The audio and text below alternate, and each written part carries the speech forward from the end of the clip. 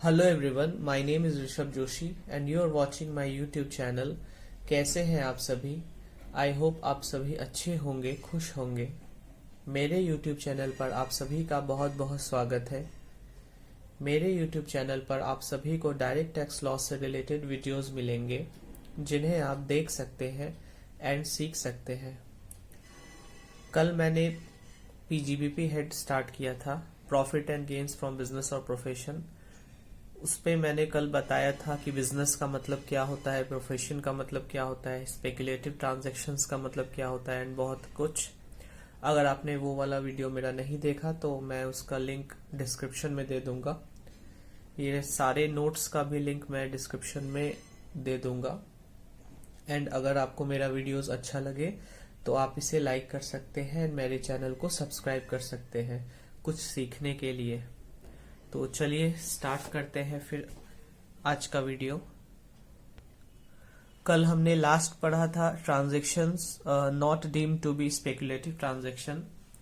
उसके बाद है हमारे पास सेक्शन 29 जो बात करता है computation of profit and gains from business और प्रोफेशन।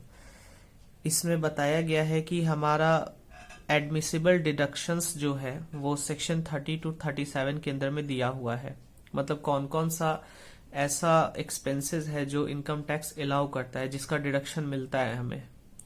फिर सेक्शन 40 में कुछ इनएडमिसिबल डिडक्शंस दिए गए हैं। फिर है एक्सपेंसेस और payments not deductible in certain circumstances, ये सेक्शन 40A के अंदर में दिया हुआ है। फिर है profit chargeable to tax section 41 and है अदर प्रोविजंस। ये सारा हम आगे चलकर देखेंगे कि क्या होता है। इसका एक ओवरव्यू सेक्शन 29 में दिया हुआ है। तो सबसे पहले हम देखते हैं सेक्शन 30 ये क्या बात करता है। सेक्शन 30 है rent, rates, taxes, repairs and insurance for buildings used by the assessee for business और प्रोफेशन। अब असेसी के पास में बिल्डिंग है, यानी असेसी का बिल्डिंग है जो असेसी यूज करता है उसको बिजनेस और प्रोफेशन के लिए, एंड उस बिल्डिंग का रेंट देता है, रेट्स देता है, टैक्सेस देता है, रिपेयर करवाता है, इंश्योरेंस करवाता है बिल्डिंग का, तो इनकम टैक्स उसको सेक्शन 30 में अलाउ करता है। वही बात यहाँ लिखा हुआ है कि rent, rates, taxes, repairs and insurance for building. Section 30 जो है वो बिल्डिंग के लिए बात करता है। अब ये बिल्डिंग जो है ये असेसी यूज करता है for the purpose of business और प्रोफेशन, ठीक है। और इस बिल्डिंग के ऊपर में जो भी ये रेंट्स, रेट्स का जो भी पेमेंट करता है तो उसका एक्सपेंसेस अलाउ होता है बाय इनकम टैक्स। अब ऐसा जरूरी नहीं कि जो बिल्डिंग या प्रेमाइसेस हो वो मतलब असेसी का खुद का ओन हो। Premises occupied by the assessee as a tenant, मतलब हम एक किराएदार के तौर पे भी इसे ऑक्युपाई करके रख सकते हैं। तो अगर हम एक टेनेंट, असेसी अगर एक टेनेंट है, ठीक है, और उसके पास में प्रेमाइसेस है और उस प्रेमाइसेस के लिए असेसी रेंट पेड कर रहा है या फिर पे कर रहा है for cost of repairs if assessee undertaken to bear such repair to the premises, तो इस केस में भी सेक्शन 30 में डिडक्शन मिल जाएगा। या फिर ऑक्यूपेशन ऑफ प्रेमाइसेस, प्रेमाइसेस को ऑक्युपाई करके रखा हुआ है असेसी बीइंग द ओनर, ठीक है, मतलब असेसी का खुद का बिल्डिंग है, ठीक है, और उस बिल्डिंग को हम यूज कर रहे हैं फॉर बिजनेस और प्रोफेशन। तो क्या ऐसा हो सकता है कि मान लीजिए हम एक असेसी है और मेरे पास एक बिल्डिंग है और हम खुद ही को रेंट पेमेंट कर रहे हैं, तो क्या वो रेंट अलाउ होगा क्या सेक्शन 30 में? कभी भी नहीं होगा। खुद को रेंट कभी अलाउ नहीं होता है। वही लिखा हुआ है कि no notional rent would be allowed, नकली रेंट कभी भी अलाउ नहीं होगा, खुद को रेंट कभी भी अलाउ नहीं होता। If firm run it's business in the premises owned by one of its partners, rent payable to the partner allowed to the extent reasonable and it is not excessive। Firm अपना business को run कर रहा है premises में, और premises किसका है? तो पार्टनर का है। मान लीजिए एक पार्टनरशिप फर्म है, उसमें 4 पार्टनर है, ठीक है, और किसी एक पार्टनर का कोई बिल्डिंग है या प्रेमाइसेस, और उसी बिल्डिंग में फर्म अपना बिजनेस को रन कर रहा है। तो फर्म रेंट को जो पेमेंट करेगा उस पार्टनर को वो भी यहाँ पे अलाउ है, बशर्ते एक्सेसिव रेंट नहीं होना चाहिए। जो भी रेंट होगा वो रीजनेबल होगा। मान लीजिए रेंट 5,000 का है सपोज कीजिए फॉर एग्जांपल रेंट हम 5,000 का पेमेंट कर रहे हैं, वो अलाउेबल होगा, मतलब बाकी सबको भी 5,000 ही करते और इसको भी 5,000 करेंगे तो अलाउेबल होगा। मान लीजिए अगर ये पार्टनर है और पार्टनर बोल के अगर 10,000 रुपया दे रहा है तो एक्सेस अलाउ नहीं होगा, जो रीजनेबल है सिर्फ वही अलाउ होगा। तो ये हमने बात किया कि रेंट्स से रिलेटेड बिल्डिंग के ऊपर में जो हम रेंट पे करते हैं।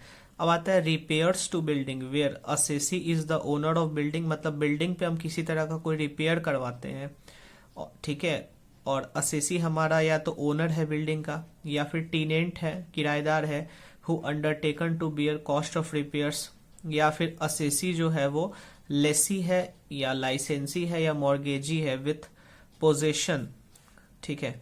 तो cost of repairs and current repairs other than capital nature is allowed as deduction, यानी कि सिर्फ जो करेंट रिपेयर्स होगा वो ही अलाउ होगा एंड जो कॉस्ट ऑफ रिपेयर्स है वो अलाउ होगा, अदर देन कैपिटल नेचर, मतलब कैपिटल नेचर का जो भी रिपेयर्स है वो अलाउ नहीं होता है। कैपिटल नेचर मतलब अगर कोई किसी तरह का कोई रिनोवेशन करवाते हैं या फिर इम्प्रूवमेंट करवाते हैं तो वो अलाउ नहीं होगा।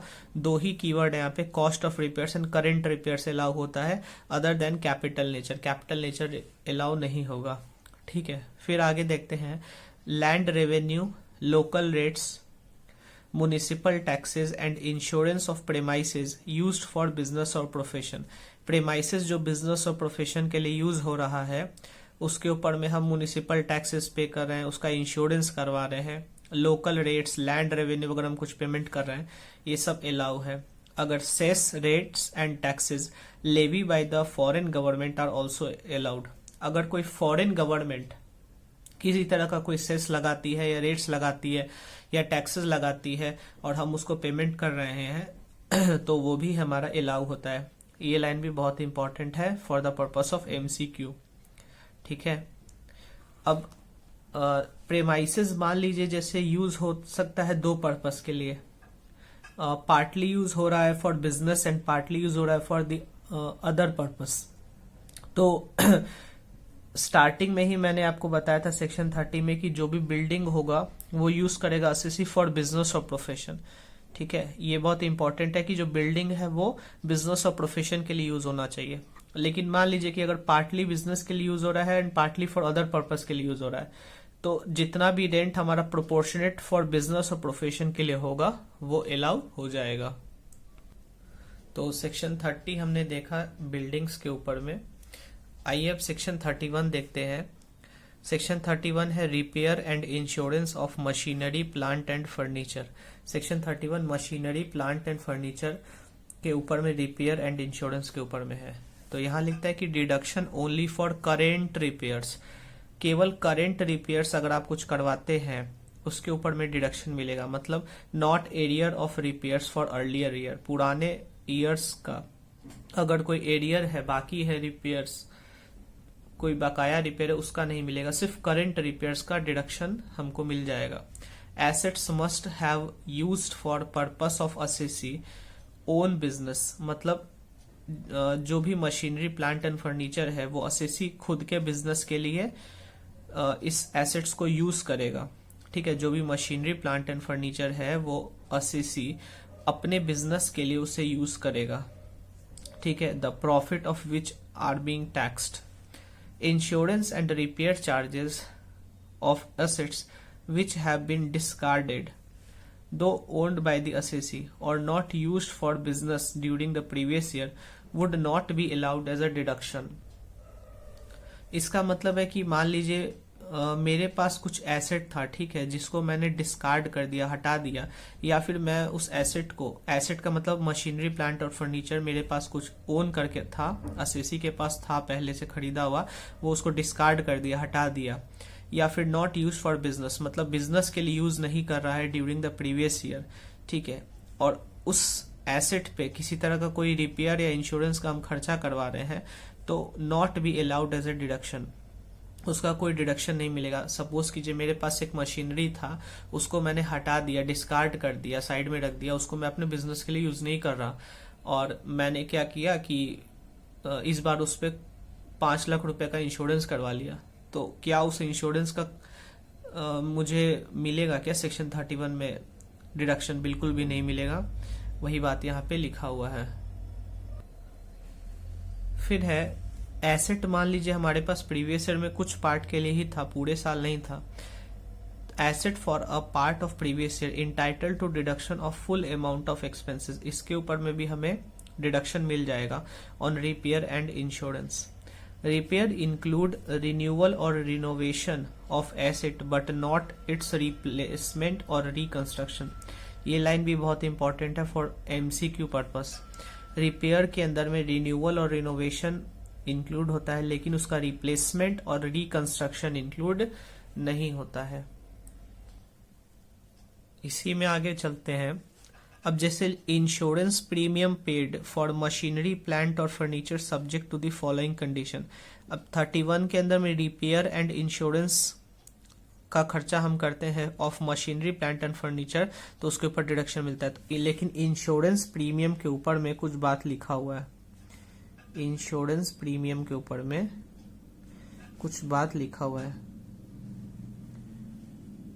क्या लिखा हुआ है देखते हैं। कुछ कंडीशंस दिया हुआ है इंश्योरेंस प्रीमियम से रिलेटेड, जैसे कि insurance against the risk of damage और डिस्ट्रक्शन ऑफ मशीनरी प्लांट और फर्नीचर। जो इंश्योरेंस हम करवाएंगे वो डैमेज और डिस्ट्रक्शन का जो रिस्क है उसके लिए हम इंश्योरेंस करवाएंगे। प्रीमियम एक्चुअली पेड और पेबल, मतलब प्रीमियम जो होगा वो या तो हम पेड भी कर सकते हैं या हम पेबल बोल के भी दिखा सकते हैं प्रीमियम को under mercantile accounting system. Asset must be used for business और profession during the accounting year. ठीक है, जो भी हमारा मशीनरी प्लांट और फर्नीचर है वो हमारा बिजनेस और प्रोफेशन के लिए जरूर यूज होना चाहिए। ठीक है, फिर आता है premium in the form of contribution to trade association. ठीक है, हमने प्रीमियम दिया किसे, ट्रेड एसोसिएशन को, which undertake to indemnify, trade association भरपाई करेगा and insure its member against losses, and अपने मेंबर को श्योर करवाता है कि हाँ हम लॉसेस से तुमको बचाएंगे। मतलब यहाँ बेसिकली क्या हो रहा है कि प्रीमियम हम दे रहे हैं in the form of contribution to trade association. हम ट्रेड एसोसिएशन को कुछ कंट्रीब्यूशन दे रहे हैं, ट्रेड एसोसिएशन भरपाई करेगा यानी इंडेमनीफाई करेगा और इंश्योर करता है अपने मेंबर को कि वो लॉसेस से उसको बचाएगा। तो इस तरह का अगर कोई प्रीमियम है तो ये भी अलाउ हो जाता है सेक्शन 31 में। फिर current repair of capital nature are not allowed. अब करेंट रिपेयर भी दो तरह का हो सकता है, एक रेवेन्यू नेचर का, एक कैपिटल नेचर का। तो करेंट रिपेयर अलाउ होता है सिर्फ रेवेन्यू नेचर का, current repair of capital nature जो होता है वो अलाउ नहीं होता है। Thank you.